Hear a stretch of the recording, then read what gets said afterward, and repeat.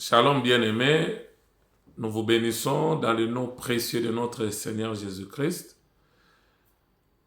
Aujourd'hui, je reviens encore, c'est juste pour répondre à une question posée par un bien-aimé.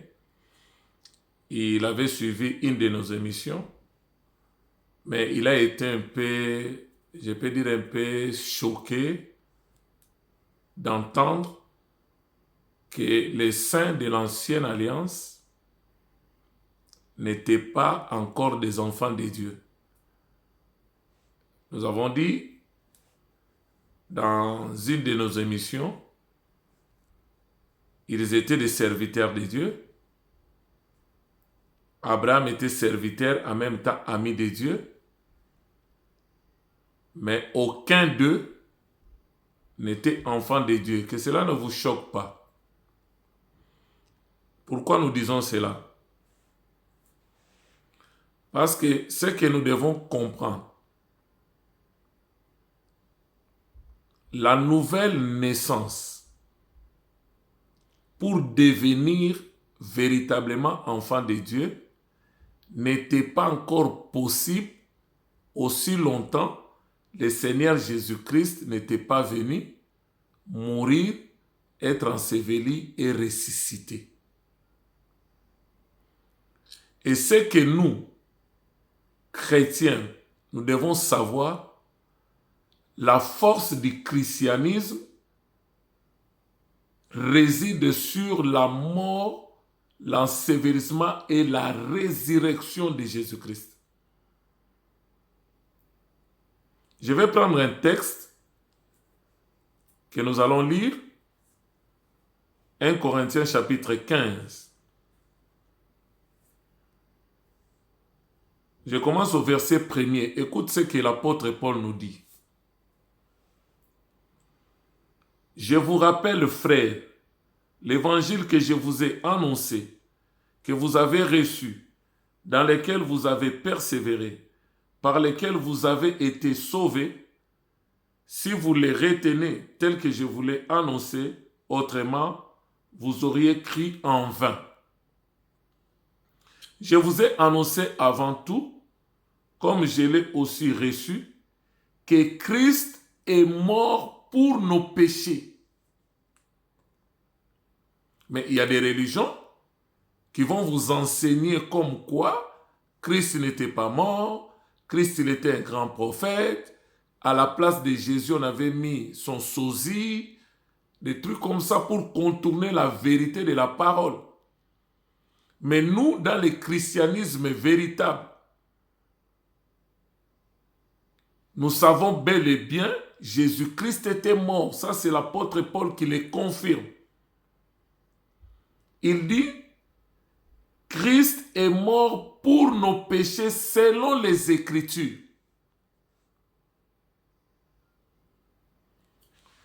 Nous avons vu que le salaire du péché, c'est la mort. Et nous avons bien expliqué, les péchés là, ce n'est pas les péchés au pluriel. C'est les péchés au singulier. Or, quand le péché est au singulier, on fait directement allusion à la nature pécheresse. Ce que nous pouvons aussi autrement appeler la chair.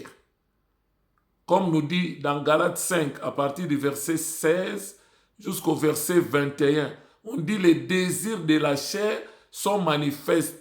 Là maintenant, on est en train de citer les péchés, l'impudicité, l'adultère, l'immoralité, l'impureté, la magie, toutes ces choses-là. Donc, péché au singulier, c'est comme une mère, une nature en nous que nous avons hérité d'Adam. Et c'est cette nature pécheresse qui nous pousse maintenant à produire les péchés au pluriel. Mais le salaire du péché, qui est la mort, c'est le péché au singulier. C'est comme par exemple, nous prenons dans Galates 4, la Bible dit, Sarah et Agar représentaient des alliances. L'autre, Mont Sinaï en Arabie, et l'autre, Jérusalem actuelle, qui est dans la servitude, tout ça là. La Jérusalem libre. Nous savons que Agar avait donné naissance à son fils Ismaël. Et de l'autre côté, Sarah a donné naissance à son fils Isaac. Mais maintenant, la Bible dit, le fils de l'esclave Agar ne peut pas hériter avec le fils de l'enfant libre qui est Sarah.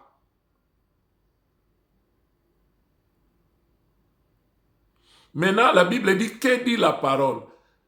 La parole dit, chasse l'esclave et son fils. L'esclave, c'est la mère. C'est ça l'image du péché au singulier. Maintenant, Ismaël, en tant qu'enfant, représente comme le péché au pluriel. Maintenant, quand vous prenez Sarah, qui est la femme libre, il représente la justice. Maintenant, son fils Isaac représente maintenant les œuvres de la justice ou le fruit de l'esprit.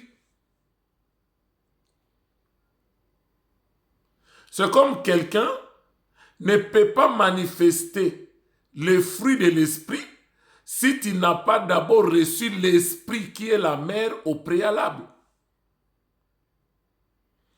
Je donne un autre exemple.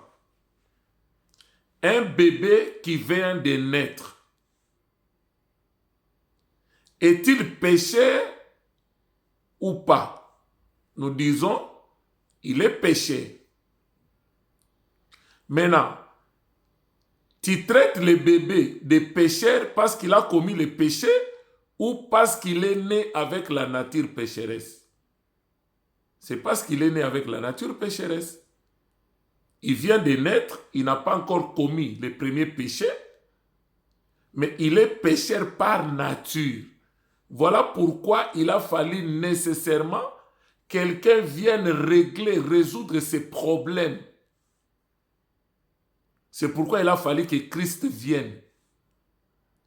Maintenant, lui n'a pas péché. Lui n'est pas né comme nous, l'union de l'homme et de la femme. Comme David l'avait dit dans Psaume 51, le verset 7, « Ma mère m'a conçu dans le péché, il m'a enfanté dans l'iniquité. » Mais lui, c'est une naissance virginale. Il n'avait rien à voir avec Marie. Il avait le sang divin, le sang précieux, le sang qui pouvait résoudre les problèmes du péché des hommes. Voilà pourquoi il a fallu que Christ meure. Mais maintenant, on nous fait comprendre une chose. Le Christ qui était mort était enseveli. Maintenant, l'apôtre Paul nous fait comprendre dans 1 Corinthiens 15 que si Christ qui était mort enseveli n'était pas ressuscité, c'est là où se pose maintenant le problème. C'est là où nous disons que le socle, la base même du christianisme, c'est la résurrection de Jésus. Je lis les Écritures, je continue la lecture. Il dit, Christ est mort pour nos péchés, selon les Écritures. Il a été enseveli, enterré, parce que si la mort est constatée, la personne doit être enterrée. Et qu'il est ressuscité le troisième jour. Parce que si Christ n'était pas ressuscité, notre foi est vaine. Notre espérance est vaine. Et l'apôtre Paul a dit, nous mourrons dans nos péchés. Il dit, si c'est sur cette vie que nous espérons, nous sommes les plus malheureux de tous les hommes. Et nous sommes même des faux témoins à l'égard du Père parce que nous témoignons qu'il l'a ressuscité d'entre les morts. Mais nous savons qu'il est bel et bien mort, enseveli, et il est ressuscité. Le troisième jour, je continue le texte. Et il est apparu à Céphas, c'est-à-dire Pierre, puis aux 12. Ensuite, il est apparu à plus de 500 frères à la fois, dont la plupart sont encore vivants, dont quelques-uns sont morts. Ensuite, il est apparu à Jacques, puis à tous les apôtres. Pour eux tous, il m'est aussi apparu à moi comme un avorton, car je suis le moindre des apôtres. Je ne suis pas digne d'être appelé apôtre parce que j'ai persécuté l'Église de Dieu. Par la grâce de Dieu, je suis ce que je suis. Et par sa grâce envers moi n'a pas été vaine. Loin de là, j'ai travaillé plus que tous. Non pas moi toutefois, mais la grâce de Dieu qui est avec moi. Ainsi donc, ce soit moi, que ce soit eux, voilà ce que nous prêchons. C'est ce que vous avez cru. Verset 12, 1 Corinthiens 15. Or, si l'on prêche que Christ est ressuscité des morts, comment quelques-uns parmi vous disent-ils qu'il n'y a point de résurrection des morts? S'il n'y a point de résurrection des morts, Christ non plus n'est pas ressuscité. Et si Christ n'est pas ressuscité, écoute ce que l'apôtre dit, notre prédication est donc vaine. Donc ça ne sert même pas de servir Dieu, inutile d'exercer le ministère. Donc restons comme ça et voilà, fermons nos bouches. Arrêtons de prêcher. Si Christ n'est pas ressuscité, donc même la vie chrétienne ne sert à rien. Dernièrement, j'ai écouté, apparemment, il y avait le pape François, il a dit, on avait mis une photo, il est regretté comme quoi on nous a toujours menti, c'est comme si Christ était mort, tout ça là, c'était un mensonge. Mais je me suis dit, mais il représente vraiment le christianisme, ça? Parce que la base du christianisme, c'est la mort, l'ensevelissement et la résurrection de Christ. Je continue la lecture. Ça, ce n'était qu'une parenthèse. Il dit,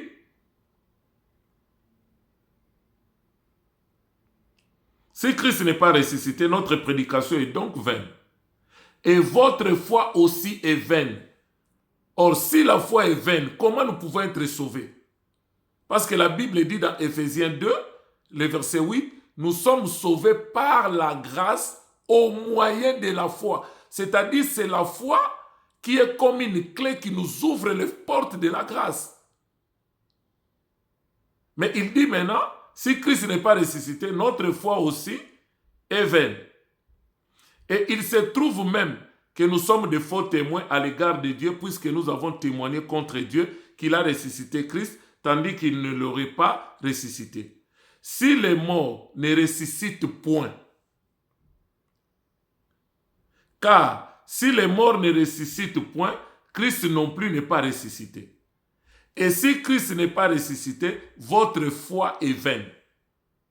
Et vous êtes encore dans vos péchés. Donc, c'est-à-dire, si Christ n'était pas venu mourir pour nos péchés, être enseveli, pour aller prêcher aux esprits qui étaient en prison autrefois incrédules, et ressusciter d'entre les morts pour rendre la nouvelle naissance possible, donc notre foi aussi est vaine.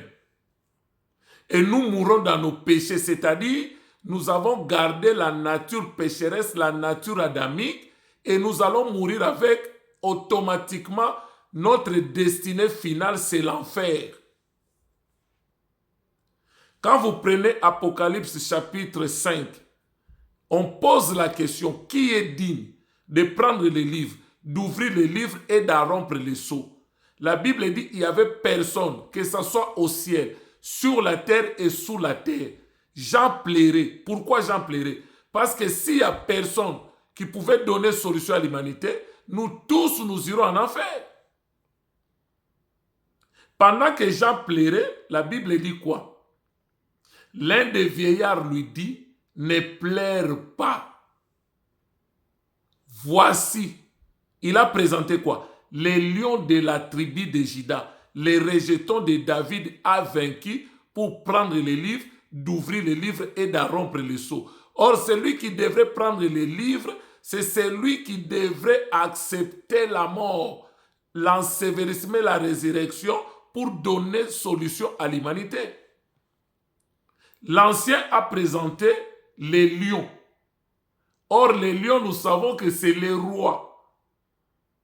Mais au moment où Jean a tourné, Jean n'a pas vu les lions, mais Jean a vu un agneau qui était immolé, tacheté de sang. Or, l'agneau qui est immolé, tacheté de sang, ça veut dire l'agneau a été égorgé à la croix. Là, nous voyons la mort. Pour régler le problème du péché d'Adam, dans Genèse chapitre 3, pour couvrir la nudité de l'homme, Dieu a ôté la vie à un agneau innocent. C'était la préfiguration de la mort de Jésus-Christ à la croix. Et ça, beaucoup de prédicateurs des autres religions ne peuvent pas comprendre. Il faut avoir l'esprit de Dieu, avoir la révélation pour interpréter la parole. La Bible n'est pas un livre ordinaire qu'un intellectuel va lire et donner l'explication. Non. Excusez-moi. Non. La Bible, c'est un livre codé.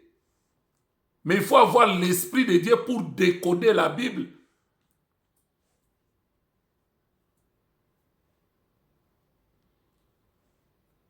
Si Christ n'est pas ressuscité, votre foi est vaine.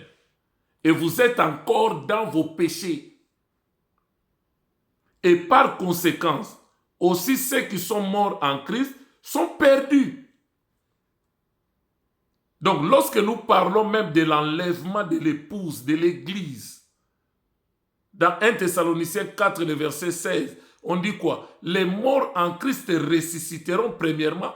Ensuite, les gens qui seront vivants en Christ pendant cette période, ils seront transformés et nous irons à la rencontre de l'époux dans les airs. Mais on dit si Christ n'était pas ressuscité, même ceux qui sont morts en Christ sont perdus. Or, qui sont morts en Christ? Ce sont des apôtres qui sont morts en Christ. On les a martyrisés. Donc ça veut dire, si Christ n'était pas ressuscité, donc leur mort ne sert à rien. Donc nous tous, nous irons en enfer.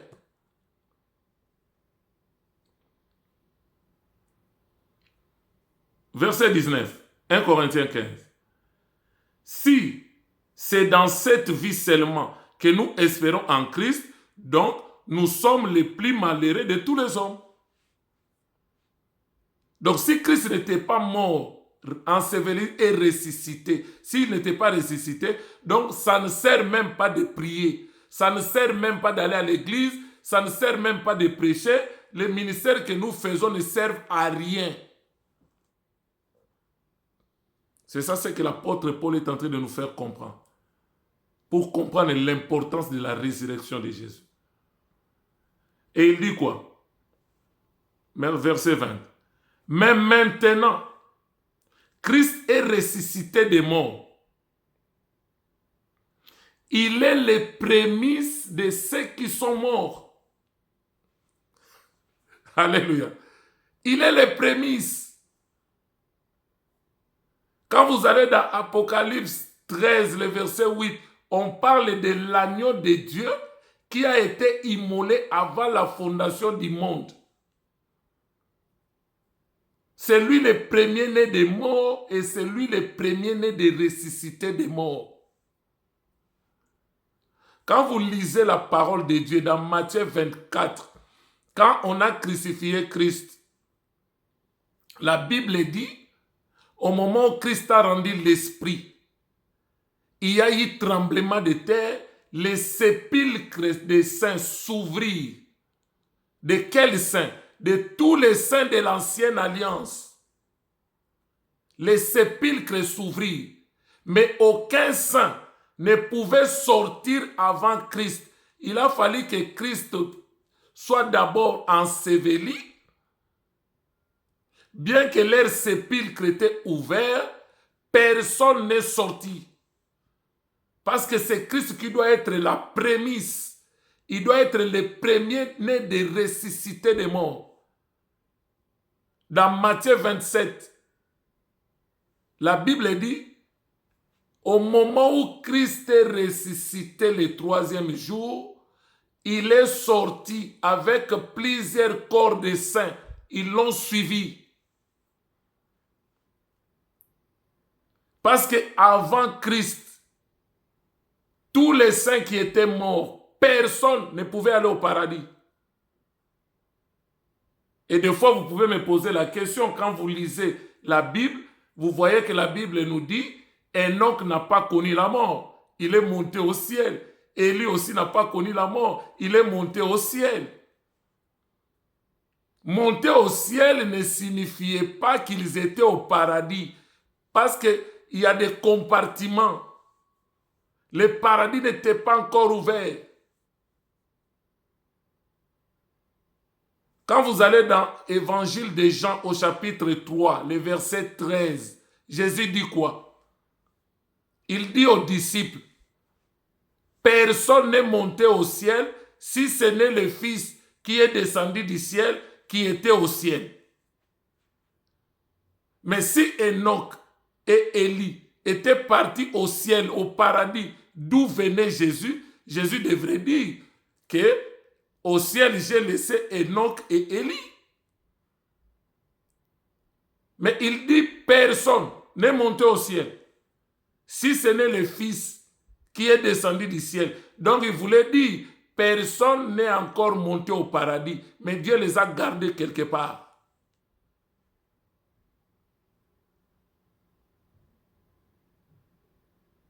Mais c'est au moment où Christ est ressuscité d'entre les morts, Matthieu 27, les sépulcres des saints de l'ancienne alliance s'ouvrirent.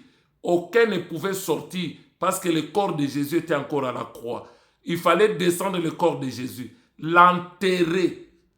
Maintenant, avec son esprit, il est allé prêcher aux esprits en prison. 1 Pierre 3, versets 18 à 19, 20. Et au moment où il a fini le travail dans le séjour des morts, Christ maintenant est ressuscité d'entre les morts. Au moment où Christ est ressuscité, c'est là où la nouvelle naissance est devenue possible. C'est là où les gens peuvent naître maintenant de nouveau et devenir enfants de Dieu. Mais tous les saints de l'Ancien Testament, personne ne pouvait bénéficier de ce statut d'enfant de Dieu parce que ce n'était pas encore possible. C'est devenu possible dans la nouvelle alliance après la résurrection de Christ.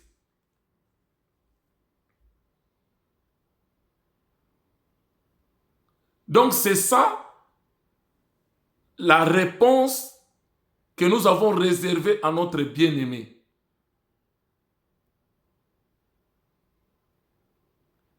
Jésus il dit, et l'apôtre continue, il dit, au verset 22, comme tous meurent en Adam. Donc c'est par Adam que nous tous les humains, sans exception, nous sommes morts parce que nous avons hérité la nature adamique, nous avons hérité la désobéissance d'Adam, nous avons hérité les péchés d'Adam et nous avons hérité la mort. C'est pourquoi dans Romains au chapitre 5, le verset 12, la Bible nous dit quoi? Comme par un seul homme, le péché est venu dans le monde.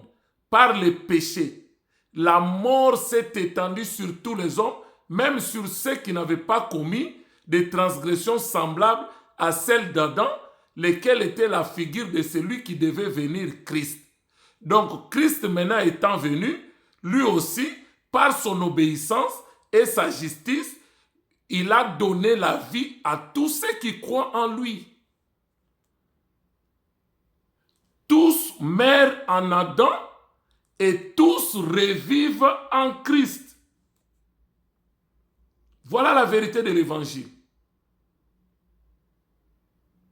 Maintenant, quand on dit, comme tous meurent en Adam, de même aussi, tous revivront en Christ. Parce que c'est avec Christ où nous recevons la vie. Mais par Adam, tous les humains sans exception, de toute religion, nous étions tous morts. Que tu sois du judaïsme, christianisme, que tu sois musulman, bouddhiste, que tu sois franc-maçon, que tu sois illuminati, que tu sois témoin de Jéhovah, que tu sois tout ce que nous connaissons comme religion, comme croyance dans ce monde, nous étions tous morts en Adam, parce que nous tous, nous sommes descendants d'Adam. Maintenant, pour revivre, nous devons revivre en Christ.